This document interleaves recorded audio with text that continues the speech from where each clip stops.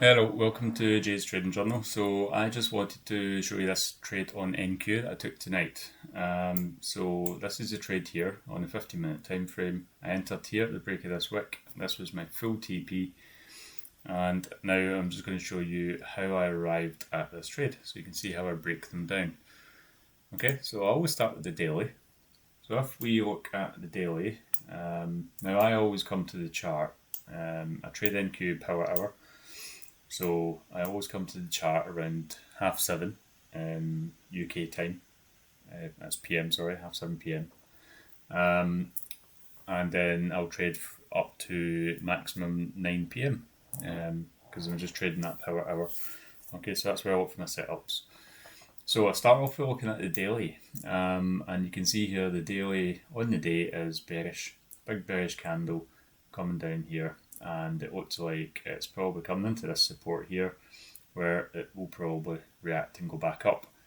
Okay, because if you look at the daily, it's been going sideways for some time now. Okay, pretty much since around about here, what, the 16th of June. It's going sideways, it did come down a bit and then just continue sideways all the way along. Okay, but on the day, I am on the 50-minute chart scalping, so I'm interested on the day, which is bearish. Okay, I'm looking at the higher context of what I understand what it might do, and what I think it will do is come into this level here before probably going back up like it's done every other time. Look at the 4 hour. We can see the trade, the market is also bearish on the 4 hour. Got all these red candles coming down. At the time of the trade, we're on a bearish candle as well.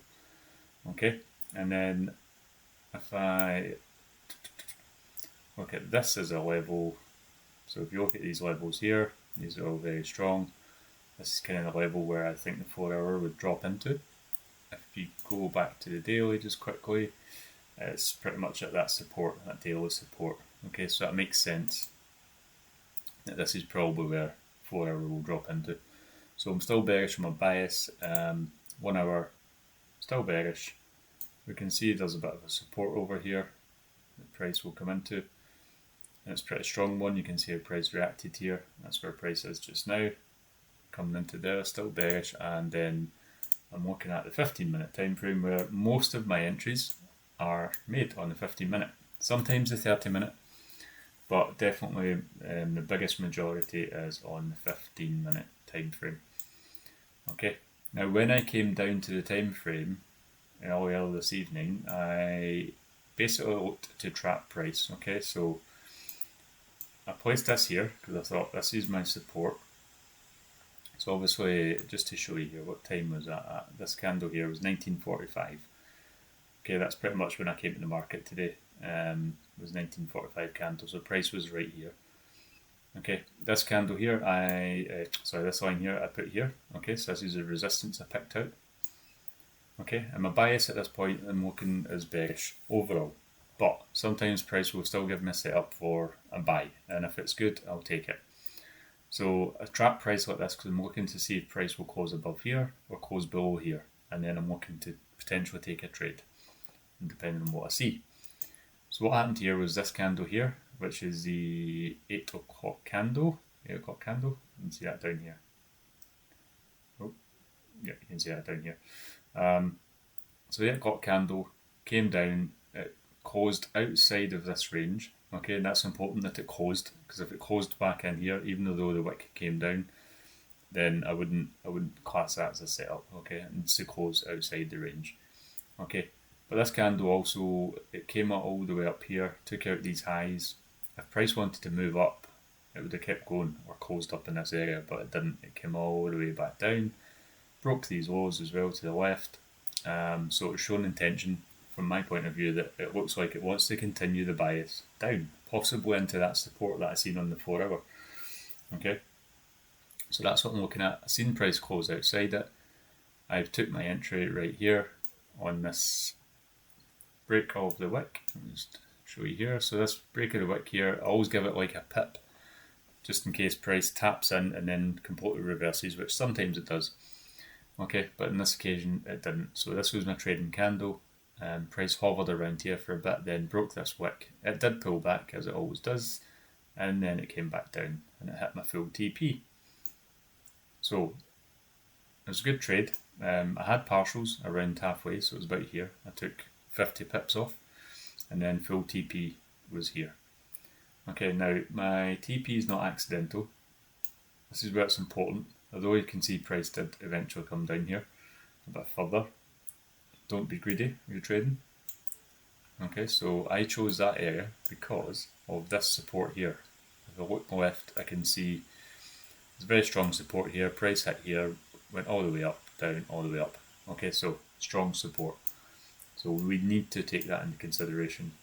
And you can see price did react in the next candle and came all the way back up here. So that's how I chose my TP. I'm using market structure to do that.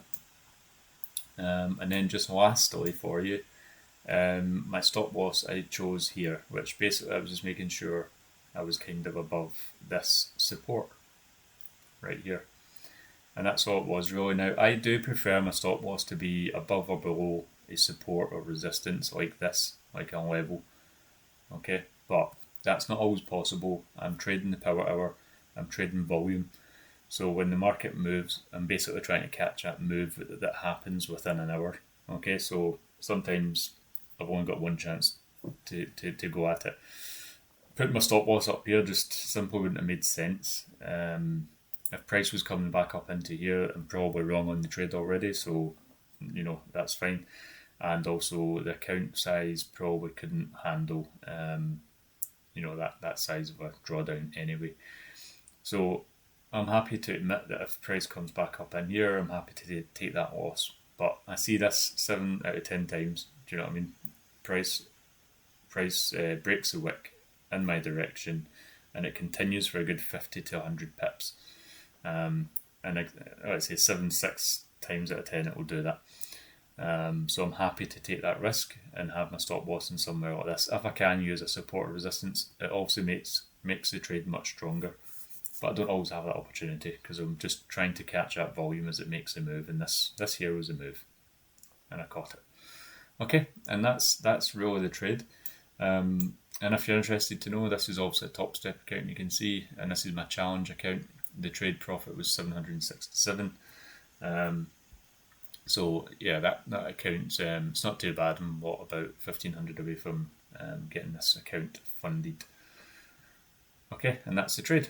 Thank you very much for listening.